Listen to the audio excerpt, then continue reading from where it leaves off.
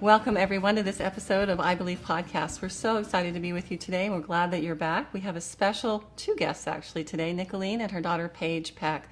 And they have been featured on the world's Strictest Parents, a BBC documentary, and we'll introduce them just momentarily. We would like to welcome you and ask you to engage the conversation on Facebook or Twitter or Google+. We would love to hear from you if you have questions on anything that's covered today. We will post links and other materials for you as well. So again, thanks for joining us on I Believe. Have any of you felt overloaded as a parent or overwhelmed, maybe feeling like you don't even want to talk to a particular child in your home? It's gotten to that point. Do you feel out of control in terms of your own emotions maybe? Or are you just interested in finding better ways to have a more unified and loving family, and you're lacking in some way in that respect? I think you're in the right place today, and I'm confident that you'll benefit from this cast on deliberate parenting as we introduce our special guests. So let me take time to do that right now. So Nicholeen Peck is a Christian mother of 4 children, one of whom is Paige with us today, who joins us, and we'll hear from both of them today. Nicholeen has been teaching principles of effective parenting since, 1999, essentially? Yes. Self-government, principles of calmness. She has worked extensively with foster children and just seen such success in the family arena that she's been asked to present these materials. She hosts a website called teachingselfgovernment.com. She's an author of a book that's very wonderful called Parenting a House United, as well as other materials and books. And she's been a popular speaker. She's also been invited to speak at the UN this year for the Year of the Family, I believe. So that's very exciting. So we're very, very glad to have her and her collected daughter, Paige, who's 15, and who has been practicing and promoting these principles of parenting as well today with us. So welcome to the show, Nicholeen and Thank Paige. you. Yeah, we're really happy to be here. We absolutely think it's essential that families focus and teach their children what they believe. So I love the title of your show, I Believe. I think that's fantastic. People need to have core beliefs, and parents are the best people to teach those. Thank you. Thank you for that statement as we get started. So why don't we start off this way, Nicholeen, if you can share with our audience a little bit of what led up to the unsolicited appearance on the BBC documentary with the world's strictest parents, and maybe even address what the world's strictest parents was all about as you tell that story. Yeah, sure, because actually I did not like being called that at first. I thought, oh, should I be insulted that I would get that name? But actually, so a long time ago when Paige was just a baby, my husband changed careers and had to go back to school, and there were some things that happened there, and I looked around and said, okay, I've got 2 little babies, and I just don't feel like it's time for me to go and do something else. And so I really prayed and just asked God to really direct me and tell me what I should do. And it ended up that I started doing foster care for a place called the Utah Youth Village. And the Utah Youth Village takes some of the very most troubled teens that are in Utah, and they have treatment homes that they train and set up for these youth. And our home became one of these treatment homes, and I did that to help provide for my family while I was parenting my younger children, and while my husband was going to school and starting a new business and things like that. And it was a tremendous blessing in many ways, not just so that I could stay and raise my other children, but we met some other wonderful youth who really are just pieces of our heart and our family forever. But also, we learned some things about relationships that absolutely changed things. So as I started doing foster care and these youth started changing in dramatic ways, people started saying, hey, what are you doing? Will you come tell us? Will you come speak at our convention and talk about parenting? And I thought, wow, I never saw that coming. But it's other people's families started to change drastically. And then the BBC found out about me, and they did a show called The World's Strictest Parents, and they wanted, I guess, a family from Utah to be on this show. And so they contacted me, and I went, I'm not sure if this would be such a great idea, Putting yourself out there. Yeah, well, because, in editing, things can happen, right? I'm like, this could be scary. In the end, though, really, after just searching my heart and praying about this, I felt like we could help families. There are so many families that are struggling. There are so many families that are craving some of the principles that we teach and live by. And maybe if they could see it, they could have hope that they can make a change. And so we decided to go ahead and do the show. And it became the most watched episode ever on the BBC of all of those shows. And I decided I love being called a strict parent. Because I looked up the word strict. After they asked me to do it, they said, would you consider yourself a strict parent? And I was like, well, no, I don't yell at my children or anything like that. And they said, well, would you let your kids get tattoos and go hang out at the pub? And I was like, no. Definitely no. And they said, well, would you let them smoke and do drugs and stuff? And I said, no. And they said, well, then you're strict. And I thought, wow, is that all it takes nowadays? I think there are a lot of strict parents then. And I realized after we had that conversation, I looked it up in the dictionary. And the word strict meant to live by a certain set of principles. And I realized, oh, actually, I do love principles, try to live by them. I probably am one of the world's strictest parents, and I'm sure there are many others too out there. And I love that definition, principled parents. Well, that's great. What a great story. And I was glued to watching that story when I heard about it, and I know that our audience will be too. And we'll also link to that. But it might be fun for us to share a few clips from that story. These two teens that came to live with Nicoleen's family, Hannah and James, went through amazing changes. And we'd like to actually show for you just a clip of it now. Maybe an episode of when Hannah and James experienced a tantrum in your home. They were pretty much used to that MO, yes. I think, in their own home. And then maybe a clip of when Hannah learned something else about true happiness and about her own identity. So first, let's show the first clip and notice how Nicholeen remains calm in this clip. I think that's something that all of our parents notice at first. And just look at we'll see the change that comes over Hannah and James later on. So clip number 1. Where's that? Nicholeen believes that standing firm and enforcing boundaries are the key to good parenting. Yeah, but it's low cut, they won't let me wear it. Yeah, but that's going to be cool. She'll never make a threat that she isn't prepared to carry out. But you're still having an attitude problem. Yeah, because look at the state of me. I look like a hippie. She can't go. James leaves with Spencer to get to the family gathering on time. Nicholeen is left to face the wrath of Hannah. Yeah. Actually, yeah, I'd say come here to change, but you can't just expect me to change like that. Right now, just about everything that I say, you're arguing with. You make me feel like you're ashamed to take me as myself, to see your family like it's some special thing. That's why I'm pissed off with you. Which is why it's probably not wise for us to go then. So, let's go then. I'm going out. Nicholeen, would you like to comment on that clip right there? Yeah, so, here you're seeing that clearly they're not very happy about being in a home that's got rules, and they're not really sure what to do with the fact that we so deliberately communicate with each other. So when we first started sharing with them, okay, this is how our home is run, and these are, the principles that we live by, and this is the way that we communicate. When we explained the way that we communicate, they were like, oh, yeah, that makes sense. You don't see this, in this clip, but they were like, yeah, that makes sense.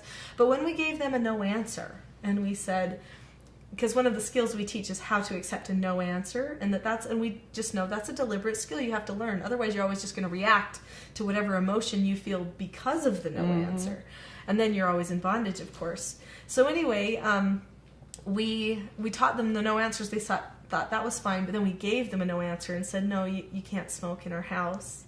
And actually, no, you can't wear things that are that revealing. We need to probably fit in with the family standard.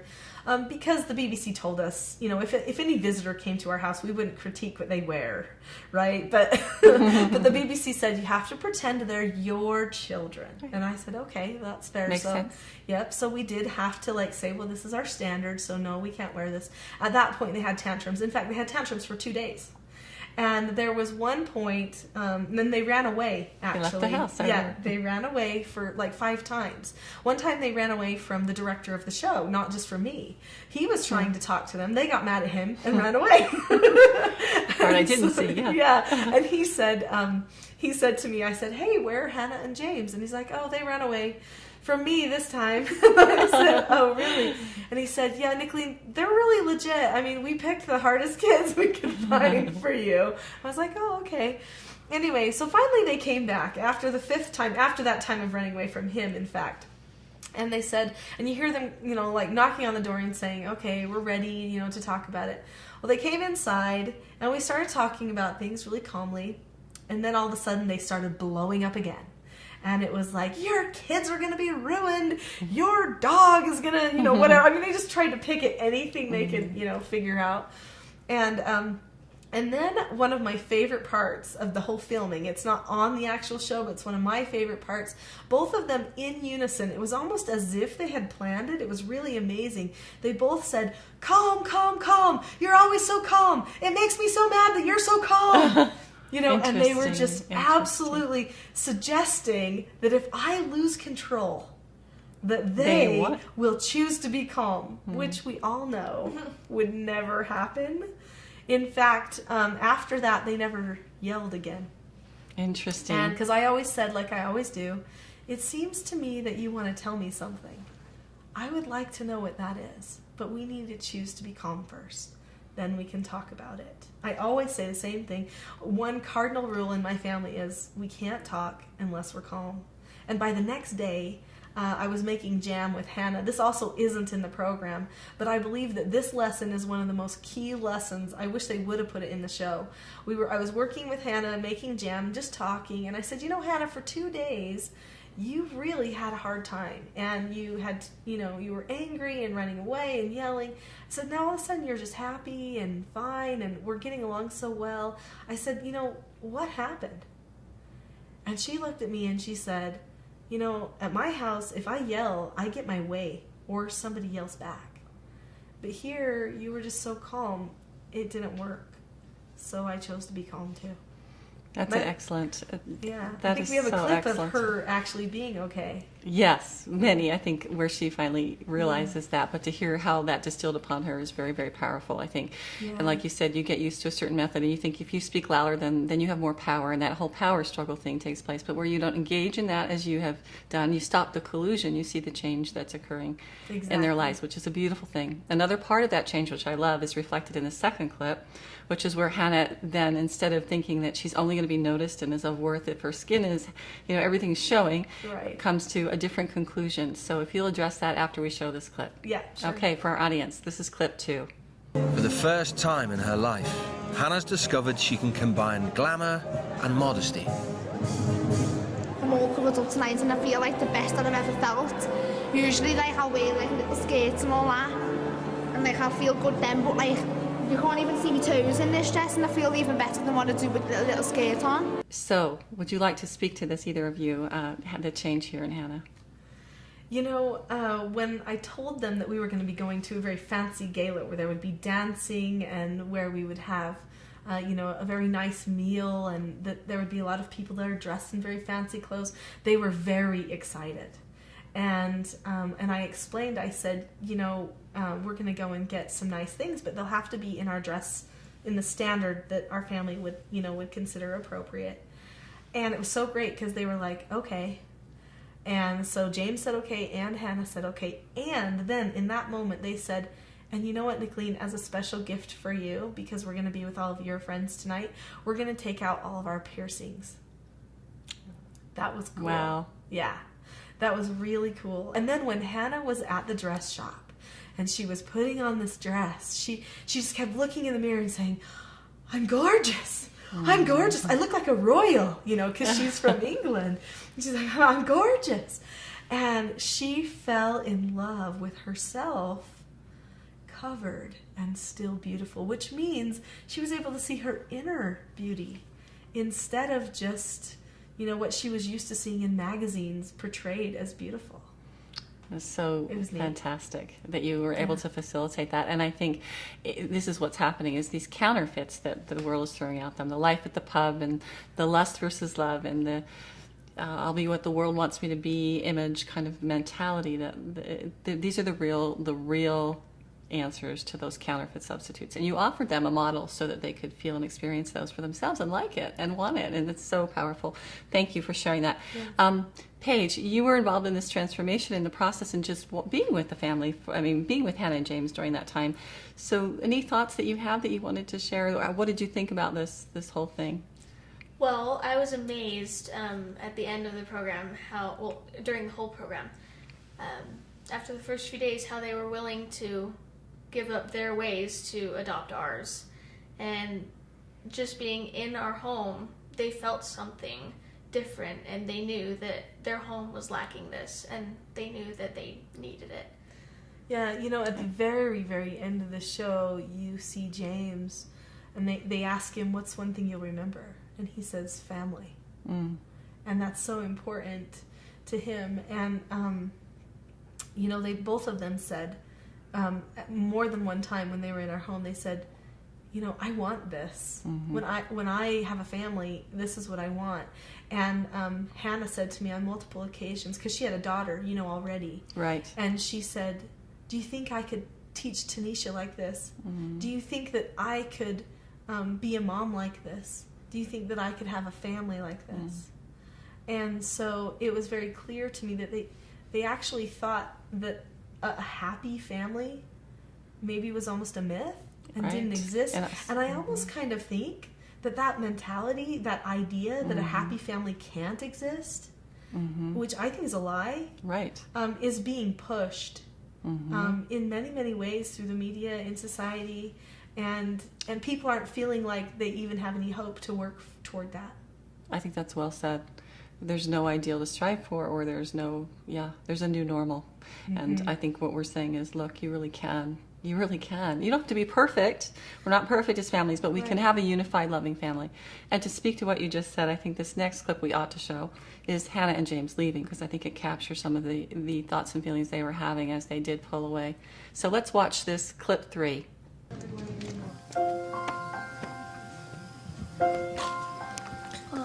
Amazing grace, how sweet. I want to sing the song that saved. Thank you for changing me to a better person. Like Thank you, Spencer. Thank you for the driving lesson and everything. Just don't kill anybody, okay?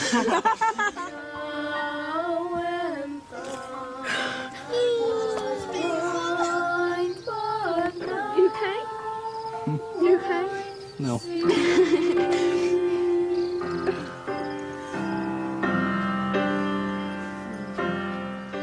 you later. We love you. Drive safe. Okay, well, moving on, Nicholeen, if you can address maybe the proactive versus reactive ways of parenting, or different forms of parenting, then we just want to move right into self-government, what it means, and what the steps are, and we'll go from there. So absolutely. So there definitely are two different ways to have a relationship. You can either proactively, deliberately, assertively decide how you want to relate to another person, or you can just react to everything that they do. When you relate to another person, it should not be done out of a reaction, but as a choice, because of, you know, you value that person. You're choosing to show love for them and to understand them and to care, but also recognizing your role in that relationship. And as a parent, that means you have to train them. that's perfect. Yeah. So in order to do that, we want to address what self-government is. And exactly. So why don't you tell us what it is, and then we'll move on from there. Exactly. So self-government, my definition of self-government is being able to determine the cause and effect of any given situation and possessing a knowledge of your own behaviors so that you can control them. So there's two parts. You have to understand cause and effect, and then you have to understand yourself and assess yourself. And that is a hard thing to learn, and most people don't naturally do that. They'll assess other people and judge other people, but they don't want to look at themselves. As soon as you start looking at yourself and assessing, then you can make a choice of how you want to behave differently. So that's important. And to make those choices, you also have to have a vision, right, of what you want your family to be and become. Can you speak to the vision and inspiring mission in your family so that you can then create the self-government within that framework? Yeah, absolutely. Family has to have a reason to care about having self-government. So we have what's called a family vision. So this is a picture of what kind of a family that we want to be. And there's feelings and tones associated with this and ways that we will communicate at that time. And we set it as a 20-year vision. And right now it's a 10-year vision. So this is for 2024, our family Christmas party. and when we're going to be all gathered together, and who's going to be there. Now, we don't know their exact names, of spouses and possible grandchildren and things like that, but we have an idea in our minds about what it might look like. I think that's fantastic. Yeah, and the feelings and everything that's going to be happening at that time, and we're working toward that. Because having that vision, then, of course, it affects every other decision you want to make as a family to get there. I think that's so important. And it's kind of like, too, I think the submarine, I was thinking about this, the submarine that's underwater for so long has to come up and align itself with the North Pole every once in a while. You have to come back and sort of regroup and say, hey, wait, this is what I'm about, and remember that and renew yourself. So you have a mission statement. We had one in our family that I think was maybe a little bit too long in retrospect, but you have yours memorized, and I kind of wish that we had done that. I love that idea. So Paige, would you mind sharing with our audience what your family mission is? Can you do that? Sure. We, the Peck family, will love, support, and be united with one another. We are dedicated to building an atmosphere of trust, faith, and learning in our home. We spread love and happiness to others. We know that we are children of God and endeavor to return to His presence as an eternal family. We have patience, wisdom in our relationships. Heavenly Father guides and loves each of us so that we can fulfill our life's missions. Very well said and very nice. How has that affected you personally as you've, over the years, have different parts come to mean different things, or have you just come back to you in particular moments that's been helpful? Or well, like I mentioned, we say it every morning. And so just kind of having that in the back of my mind every day helps me to make better choices, basically. That's great. There's been times too where the children might be like getting short-tempered with each other or something, and I'll say, wait, you guys, stop talking. Do you remember that we, the Peck family, will love, support, and be united with one another? Does this feel very loving and united right now? And then all of a sudden they'll go, oh, no, Mom, again, it's coming up. Sorry, let's refocus. Right, it's a good checking point, a good hallmark. Wonderful. Anything else about inspiring vision for others, parents that are trying to start creating their own little family mission, or that you'd like to add really quickly? I think one thing that's probably really important to talk about, because as we discussed today, we're going to discuss everything, in the ideal. I love speaking in the ideal. Everyone's always working toward the ideal, but somebody will say, well, that's really great, but my husband would never go for that, or, whatever it is. It doesn't have to be something where you chain the family down and you make it this grueling, like, oh, great process. But it can be something where you just, like, as easy as, here you are having lunch together as family, or you're on a family car ride, and you say, you guys, what kind of a family do you think we are, or what kind of a family do we want to be? And because I just want to write it down. I want to write something so that I can always remember this is who we want to be. And so then that's what we did, and we just threw out words, and united, loving, learning. It's really important. And then you just capture that, and you just. And we just made a list, and that's all it was. And then so I think that helps our audience. Well, I think it was nice because it wasn't just her and my dad writing it. Right. All the kids helped, and we all put in what we thought we should be, which I think is very, very important, because then it shows the kids that it's not just mom and dad's vision for the family, but it's everyone's vision for what they want to be. Yeah. That's great. So the components of self-government, we want to inspire this mission. You want to set up the self-government in your home. And so let's talk about the steps or the skills that are involved in setting up the self-government, or having the self-government, what we're teaching our children to do. And maybe you could model some of those with Paige, or tell our audience a little bit about what the basics are, and they can find out more than by reading your book or visiting the website. There's so much. We could never discuss it all in this time. The main thing is having a vision is really important. Then setting up a structure in your home. We call it a family government. And that family government needs to have a certain structure, a certain kind of a tone, the tone of accepting when things go wrong and not taking them personally, a tone of calmness, definitely love, and trust in the goodness of other people. Because if you believe somebody is bad and just trying to do things to push your buttons, then you can't actually help correct them and teach them in a way that's going to be proactive at all. You're automatically reactive. On the defense, right. Yeah.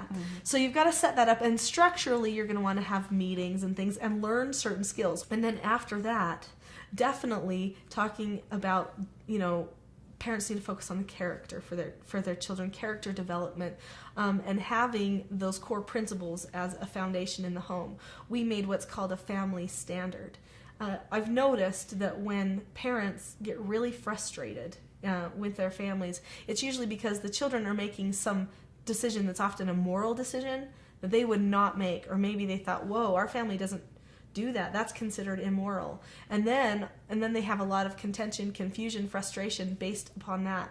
So once you've got a structure and a tone in place, a vision of what you're going toward, some basic skills that you've learned, then you can say, okay, now let's set the standards for our home. Right. And let's learn to work, which is going to help our family develop good character. And there's a lot of other things you can do for that too. So those, I think, are the fundamentals. When we talk about skills, there's 4 basic skills that we teach. The first one, following instructions. The second one, accepting no answers or accepting criticism. And then accepting consequences. And then the last one is disagreeing appropriately. So let's model, if you can, or speak to those 4 skills that you just mentioned about self-governing. Yeah, absolutely. I do want to mention one thing too, just to give Yes. parents hope. Yes. And that is that, as you said, it's really hard to teach something you don't already possess. So a parent might say, oh, well, great, I've got so much self-government work to do on myself, I can't possibly teach my children. And that's what I come across every time I teach self-government principles. Parents will come up to me and say, whoa, I'm the one who needs to learn self-government. I'm the one who's angry and out of control and yelling at the children. And I know I've got to stop that. I've got to be calm. And they don't know how. They don't know how. But the thing is, if you're working on it yourself, you can teach it. Even if you're not perfect, I love that. That validates you. Both parents and children can work on self-government together. And it is happening all over the world. Well, and I think your children pick up on that. You just say to them candidly. I mean, I've times I've said to my child, I'm really working on this particular thing. You don't have to have arrived in order to make it work. But they sense, Exactly. But they do sense when there's an effort versus when there's no effort. Yes, So that's exactly true. Exactly so true. wonderful. So yes, so please do share the 4 skills. If you can role play those, that would be great for our audience. Yeah, We'd love that. absolutely. In fact, I think we'll just put Paige on the spot a lot. Okay. Paige, why don't you just be the one that tells us the steps to the skills today? The first, I think, most important skill is following instructions. If a child cannot follow a simple instruction from their parents, then the parent can't parent them. I mean, plain and simple, there is no respect there. And so if a child can't follow instruction, then you need a little bit more intensive intervention. And we'll talk about, hopefully, if we have time, something that you can do to help a person get to that place. But Paige, what are the steps that a person needs to be able to do to follow instructions? There's 5 things. Yes. So the first one is to look at the person. Second one is keep a calm voice, face, and body. Then you say okay or ask to disagree appropriately. Then you do the task immediately, and then you check back. Yeah, Right. and just briefly on some of those, the reason why is because if they look at you, your eyes are the windows to your soul, right? And when we're talking about training someone on these skills, it's not behavior modification. Thank you for saying that, because I would have. Okay, no, this is about changing their heart, which means they have to turn their will toward wanting to respect you and follow you. And that means that you have to be calm when you give an instruction. They have to be able to calmly look at you and be like, yeah, I'm okay with you, my parent, giving me a correction. And as you saw, one of the steps was disagree appropriately. So if they don't feel like they should do whatever that is, then they can always disagree in an appropriate way. And we'll get to that skill in a minute. And then checking back, just, offering the parent the opportunity to praise them for what they've done. Really, this is about unity. If a parent can exercise their role and give an instruction to a child, and a child can exercise their role as a learner and say, yeah, I think I can do this for you, then do it and then check back and get praised, they are completely unified in their roles in the family. And boy, does a lot of happiness follow that. So this isn't behavior modification. The parent's heart must be in the right place. You can Right. bark any order, Exactly. and somebody can be afraid and follow it. But that isn't really self-government. That then is reactive parenting. And It's different. Well said, and it breeds resentment instead of the unity that you're talking about. Exactly. Okay, Exactly. perfect. So Yeah, so you wanna role play? yeah, so let's just role play it really quickly. So when a child or a foster child is out of control in my home, meaning they won't follow any instruction, I go through a process called the Rule of 3, and I give them an instruction in this process, and I give it to them multiple times as needed. And the instruction is always a calming instruction. So I'm just going to give that to her right now, so that we don't have to pretend to sweep your floor or something. Anyway, I'm going to just say, Paige, I'm going to give you an instruction. That's a pre-teach. That gets her mind ready to go, oh yeah, I know what to do. I know how to follow an instruction. I need you to close your eyes and take 3 deep breaths, okay? Okay.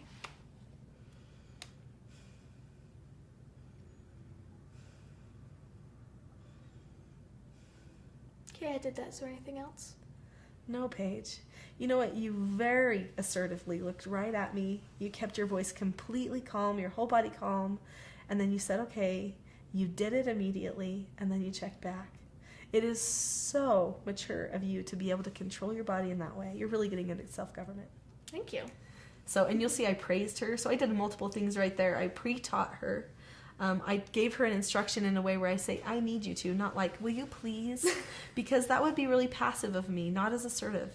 I could still add a please at the end. I could say, I need you to follow this instruction, please. So then the second skill is really close to the first one. If you learn following instructions, the other 3 skills are a breeze. Because a lot of the steps are the same, and you'll hear that. So Paige, share the 4 steps to the skill, accepting no answers or accepting criticism. Okay, so first skill, again, look at the person. Again, keep a calm voice, face, and body. Say okay or ask to disagree appropriately, and then drop the subject. Yeah, so drop the subject. Yes. That's important. So there's those youth that will come back to you and, but Mom, why? Or maybe they'll sit and just like pout, not talk to you, go hit their brother, whatever it is. Yeah. They'll just get angry about something, or, they might just yell right at you or whatever it is. That's all not dropping the subject. They're not able to just say okay and be okay. Anyway, so we're going to go ahead and just do one. Paige, ask me a question, any question you want, and then I'll give you a no answer, and then you can show them how hard it is to do this skill. Okay. Mom, can I tie Porter to a chair in the backyard and leave him there? Paige, I'm going to have to give you a no answer on this. No, that wouldn't be very safe, okay? Oh, okay. That's all. Really, it's just not that. That was quite mean thinking. Sorry.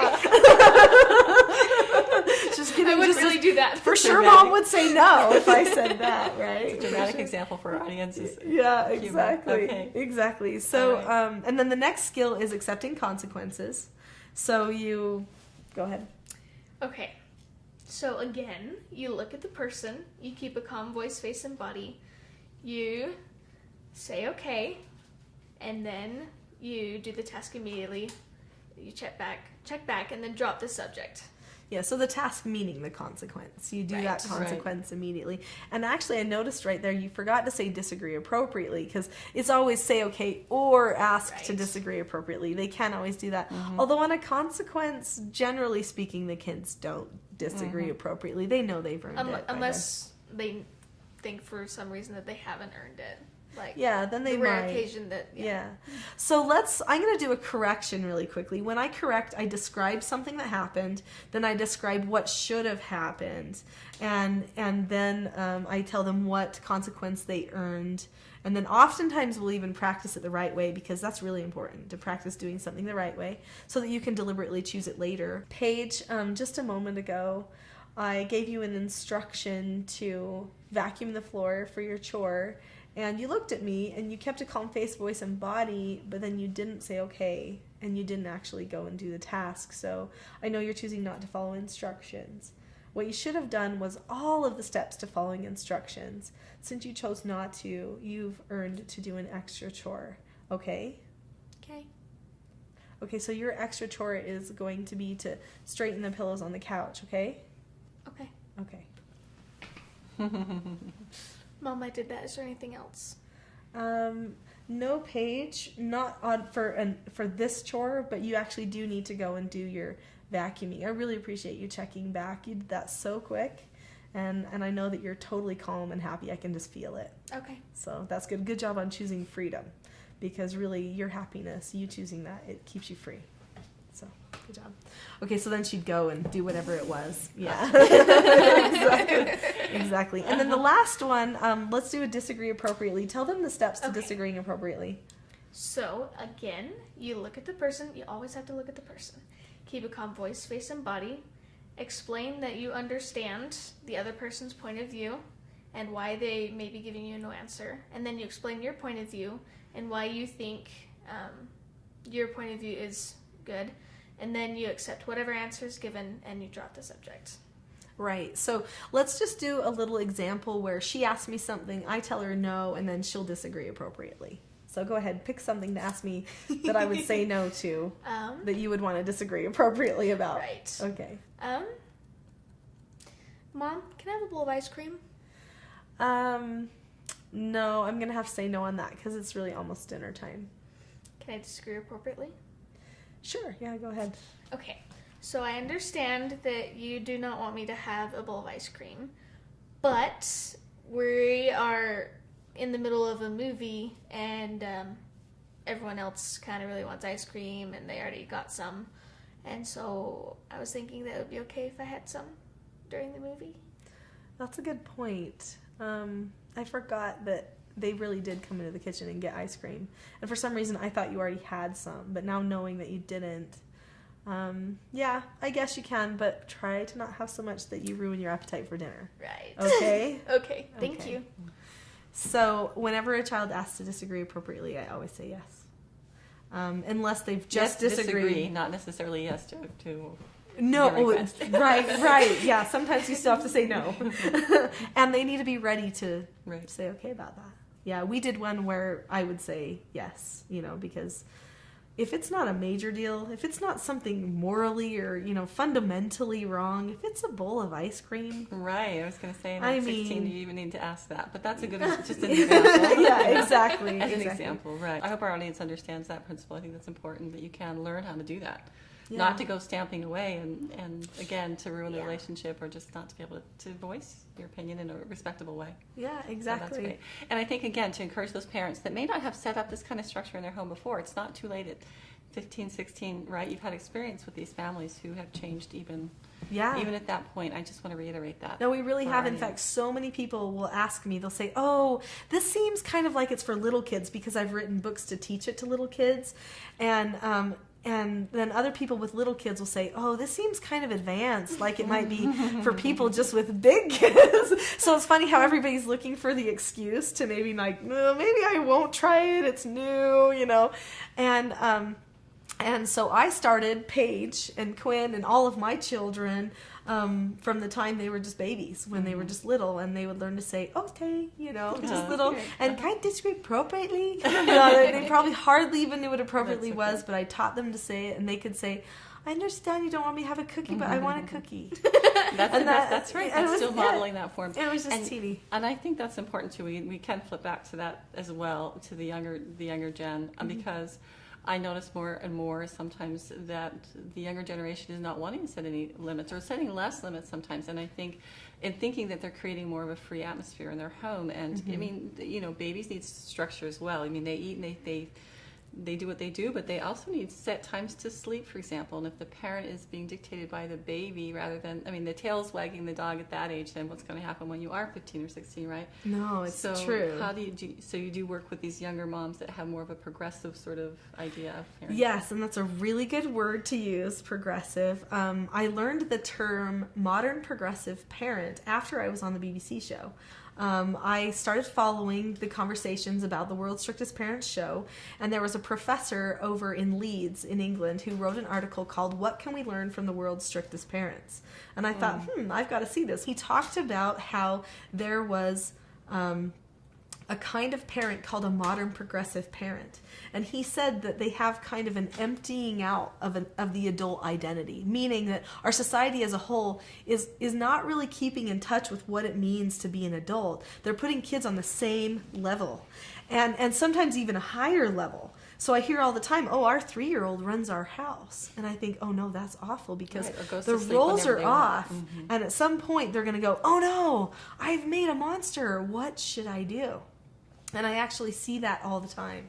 Where parents are going, oh no, I can tell I've been too lenient. I haven't given enough no answers. Right. And I haven't given a structure to this child that they can grasp onto for safety. And really, truly, I've been to workshops where I've been teaching these things, and there have been parents who have just been crying, grown women saying, I was raised like that. I was abandoned pretty much. I mean, sure, I had parents, but I tried everything bad I could do just to get their attention, just so they would tell me no, and they never did.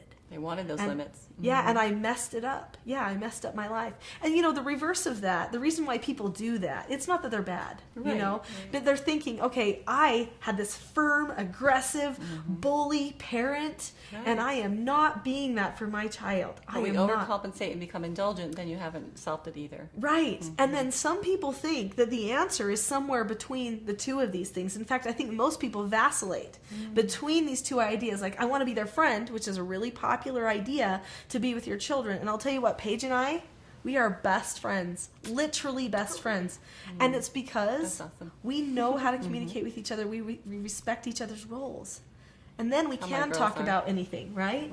So anyway, so some people say, I want that friend relationship. So they go modern progressive and really lenient, and essentially abandon their child because they don't give them any point of reference of how to make their decisions. And then when things go really, really bad, they just go, ah, and they attack, and they go back to the bully way. And so, or the bullies feel bad and they go that way for a minute and then come back. But really the answer is in that traditional, strict form of parenting, which, like we've mentioned before, is very deliberate. And that is on a different plane. It's not even on the same scale. It's a good distinction to make, I think. Yeah, because that traditional strict is okay, there's principles here. This is about my heart being in the right place as a parent, understanding my role, who I am, what I'm doing. And this is about their heart changing and being in the right place too, for them to be able to connect and unite with me. So it has nothing to do with just handling somebody's behavior, although that's part of it. It has everything to do with who you are in the family and how you connect with each other. Perfect. How long did it take for you, Paige, before this became a way of life, or can you even remember when it started to become internalized for you as a method of parenting? Well, like she said, she was implementing it when I was like 1 or 2. Because she started doing all this in 1999. I was born in 1998. So you were right there. Okay. So yeah, it's a way of life. Right. I never knew any different. Do you ever get tired of hearing the same phrases in your home? It depends. Sometimes I do, but I know that they're there to help me get myself back where I need to be. If I am about to flip out, then some phrases will be like, okay, I don't need to flip out. If I do, I'm going to get in trouble. And so it puts me back in the mindset where I need to be, gets me calm, and helps me remember what I need to do in that situation. So the phrases aren't there just to be annoying and to help the parents remember what to do.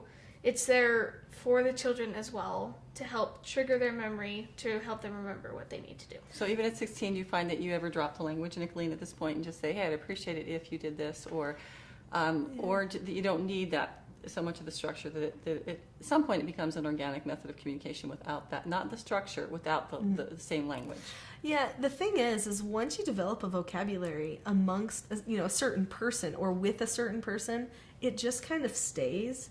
So for the most part, it's always there and feels natural enough. Right. And there's a time when they're older and they've really just learned how to communicate that way, and they understand how to correct themselves and stuff, that really they don't need to earn extra chores for everything anymore. Sure, and they kind of graduate from that to natural consequences. You have somebody with an attitude problem, quote unquote. Okay. Tell us how you see that, how you would address that. 2 things. Okay, so let's say attitude problem. That's a good one. Paige knows how to have an attitude problem. So if Paige has an attitude problem, the first thing I'm going to do is I'm going to ask myself a question, and I'm going to say, am I calm? If I'm calm, then I'll go ahead and carry on with it because my heart has to be able to touch her heart in a really good way so that she's going to choose to not have an attitude. So Paige has an attitude problem. Okay, for whatever reason it happens to be, we'll just make that up. So go ahead and have your attitude problem. I know you were working on it already. Okay, go ahead and have your attitude problem. I don't know why you're gonna why you won't let me do this. I don't get it. Okay, so Paige, right now I can see that you have your arms folded, that you're rolling your eyes, that your jaw is set really tight, and that you're not wanting to look at me. So I can tell that right now you're not accepting this no answer. You should have a calm face, voice, and body. When I gave you the no answer, you should have looked at the person, kept a calm face, voice, and body, said okay, and then dropped the subject. Since you chose I not kind of tried that already, and you didn't really listen, chore. so yeah. Okay, so I've done a correction here, and she's still clearly out of control, right? She still clearly has an attitude problem, and I might just say, it's very clear that you have an attitude problem. I would love to know what you have to say. Really? Because it didn't seem like that before. We can't talk before. about it yet until you choose to be calm. Oh, I am calm.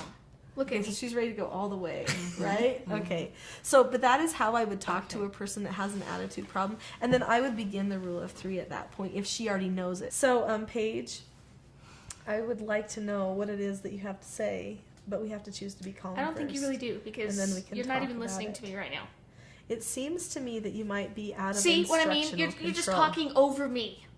You're So not I'm even going listening to give to you me. an instruction. If you choose not to follow the first instruction, then you will choose to earn a major maintenance. You're killing me. Then I'll give you a second instruction.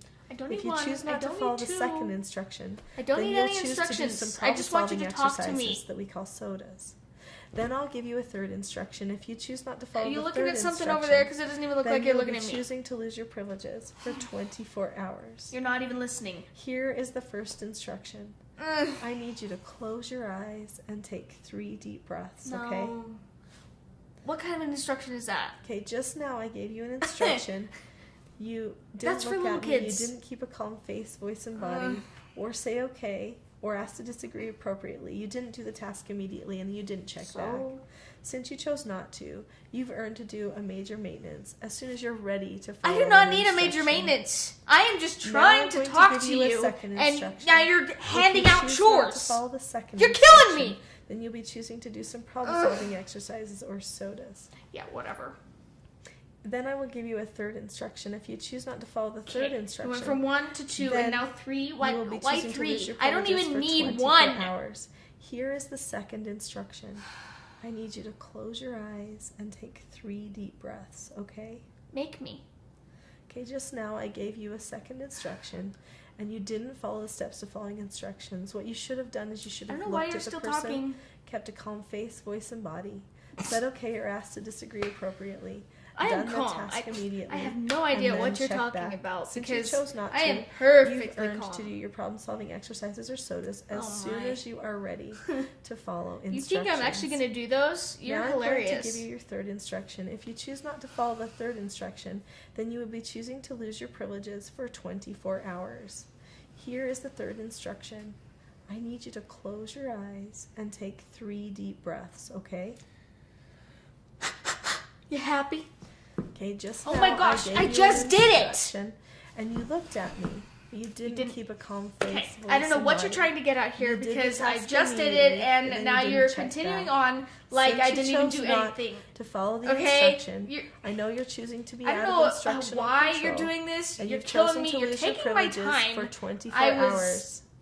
Your 24 hours. Before you called me in here, I was may having begin just to find as out, and now you're giving me soon a as lecture. You are ready I to do not follow need a an lecture. instruction. Oh my. I'll come back to check on you every few minutes to see if you're ready to follow an Fine. instruction. Just go away now so you can come until back. you're calm. Thank you. Now she went all the way. She never Right, calmed, okay? right. But actually that never happens at our house ever.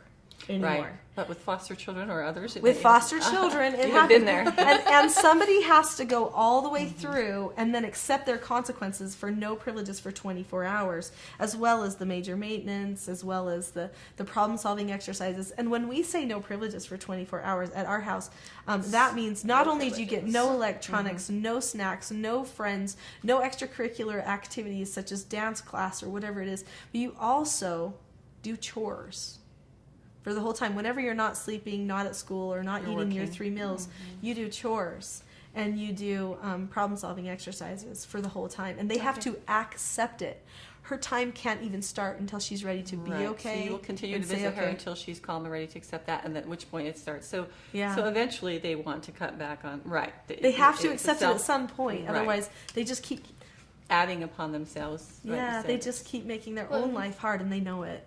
And we do work because who was it? Said Samuel Smiles. Samuel Smiles, in the book Character. Yeah, he said work is the antidote for a sick character. That's a great quote. That's a great comment. I just want to address a couple other questions that maybe our audience would have, scenarios that they would encounter on a day-to-day basis and think, I wonder what Nicholeen would do if. Yeah, oh great. So you can use all of these principles with other people. You can use them at the supermarket. You can use them if you teach a church class or a school class, if you're a school teacher, or if you just got neighbors over to visit. I use them all the time. You're not going to necessarily give everybody a chore. That might not be your jurisdiction. Well, that just might, your structure hasn't been set up with them like that, so that won't work. Exactly. But you can use pre-teaching with them, and you can tell them, right now, you can assess, you can describe, and you can say, right now, I can tell that you're getting really frustrated, and that probably you feel kind of anxious inside. What you should do is you should just look at the person in the eye, look at me in the eye, and just say okay, and then choose to be all calm and okay, and then just drop the subject. And you can just tell them the steps right then, what they need to do. And then you can even say, and if you choose to do that, these are the positives. We'll high five, you'll have plenty of time to go and play with everybody else, or whatever it happens to be. And if you don't choose to say okay and be okay, then probably we're going to have a talk about it, which is going to take a little bit more time. You're not going to be able to go play with the other kids. Whatever it happens to be that would be the negatives at the time. Yeah. And I like the fact that you describe behaviors or have them describe what's happening so that they can see what's happened. Sometimes there's one person that instigates, and maybe you don't know all of that. And so how do you balance out some of those dynamics? Yeah, so I would call that group problem solving. If there's a group of children that together are all of a sudden squabbling or something, and you go, it's not very clear what just happened here, but obviously we need to stop what's going on and figure this out. So when I group problem solve, then I'll come upon the group and I say, okay, everybody stop talking. So I give instructions a lot, just give an instruction. And when you do that, instead of saying, what's going on? Then people can respond better to an instruction. It's amazing how that assertive communication makes a difference. So I say, okay, everybody stop talking. And if we're in the living room, we might move to the kitchen. I like to leave whatever was happening wherever it was so that we can look objectively at it. So we'll move to a different area if we can, or if we were standing, we'll sit, or vice versa. And then the person who seems to be affected the most emotionally, so maybe they're crying or whatever it happens to be, they're obviously carrying the most anxiety. Then I ask them first. I'll tell everybody, okay, they're going to tell first exactly what happened. You'll all get a chance to tell. And so then that person will narrate back to me, okay, well, this is what happened. So-and-so said this, and then I did this, and then and they go through the thing. And then we ask the next person and the next person to do the same thing. And then at the end, I tell each of them how they could have handled it differently, because even though there's one person that instigates, maybe they need to earn an extra chore possibly, or something, just to earn a little bit, or lose, learn, that's the word I'm looking for, learn a little bit more cause and effect. The other children probably could have disagreed appropriately. Usually there's something they could have done differently, or wouldn't have turned it into a multi-person fight.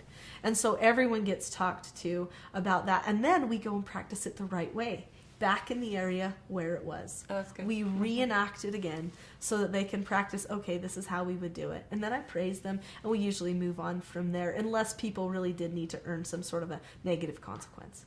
That's great. And what about siblings teasing each other? That happens a lot. I don't think it's really much different than other behaviors, but it's symptomatic of something else perhaps that we could talk about. Well, siblings should be able to disagree appropriately with each other. Just like children should disagree appropriately with their parents and teachers and everybody else. It's a skill for life. Mm-hmm. All of these skills are a skill for life. So when siblings are not agreeing with each other and they're having a hard time, then again, I would bring back this: we need to be disagreeing appropriately. This is what happened, and this is how we should have handled it, and let's practice it the right way. And sometimes teasing is a little different than disagreeing appropriately. Oh, just like, that's true, just poking at each other. And, yeah. Right. I call that bad sibling relations. Yes. Yeah, and it's a boundary issue is what it is. And when something is a boundary issue, so they've crossed over the boundary and touched another person, right? Or said something that was mean to another person. Just to push a button. Then that's a no answer. Because any boundary line that you should not cross, that's no, you don't cross that, no answer. And so when I talk to them about the issue, I'll talk about boundaries and I'll remind them that all boundaries are no answers, and they know how to accept a no answer. So. And everybody defines their boundaries in that sense, or? Yeah. Do you mean at my house everybody's just fine? in general, because then you know that you don't cross that line. I mean, that's an emotional line for someone. You must know that person well enough to know that this is a boundary line for you. Exactly. And those things are learned incrementally, boundaries. They're important. Yeah, and so you're going to have those discussions with children multiple times over the years. Unfortunately, whenever you train someone, a child, you have to do a lot of repeating, because new circumstances arise and they don't necessarily apply it, or habits are really hard to break. Yeah. Well said. So we mentioned this, I think, in passing before. I just want to reiterate that you could potentially use these tools with the wrong motive, and then it would become another form of compulsion. We're not going there. This is, again, based on the idea that families have missions, that we're here for a purpose, that God's given us a purpose, and we're here to allow the space or the environment, to create the environment where that can be most fulfilled. Absolutely. And so it has to presume, all of this presumes that kind of an understanding or willingness to have that kind of a vision. Yeah. Is there anything else as we close, Nicholeen, that you'd like to share with listeners who might be smack dab in the middle of raising their children and not sure quite how to make the transition over, or what next steps are, or just in general about this way of parenting? There is nothing harder in life, nothing, than parenting. I am convinced of that. And it can feel like you're drowning. It can feel like there is no way out. And that it's this cross that you have to bear, this thing that you have to, that you have to just carry every day, and that weighs you down. And I know that feeling. I've been there with multiple foster children who are teenagers who are out of control, and babies who are toddlers who are screaming and out of control, and feeling like, I'm so tired of hearing myself talk, it's not even funny, because I have to handle all these things. But whenever you start something new, it feels very bumpy. It feels very hard. But if you deliberately start something new on purpose, and you're assessing as you go, over time those bumps flatten out and you are on that superhighway. Soon you can realize that goal. And you have to trust that it's possible first. Otherwise you won't be able to make it through. The adjustment of starting something new. Whenever people start this, I always tell them it gets worse before it gets better. Because those really strong-willed children, bless their hearts, they have the potential to be so amazing. They are going to try and thwart this because they know that principles are bigger than their fits. And so they will push it harder first than they've ever pushed it before. And then they'll go, okay, I see the beauty of this. Wonderful.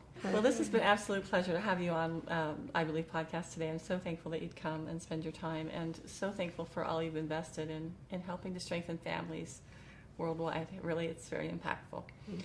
We invite those that are listening again to ask questions of Nicholeen. We'll post those videos on our site, and you can also visit her. We'll have links to her site as well. Again, thanks for being with us today on I Believe podcast.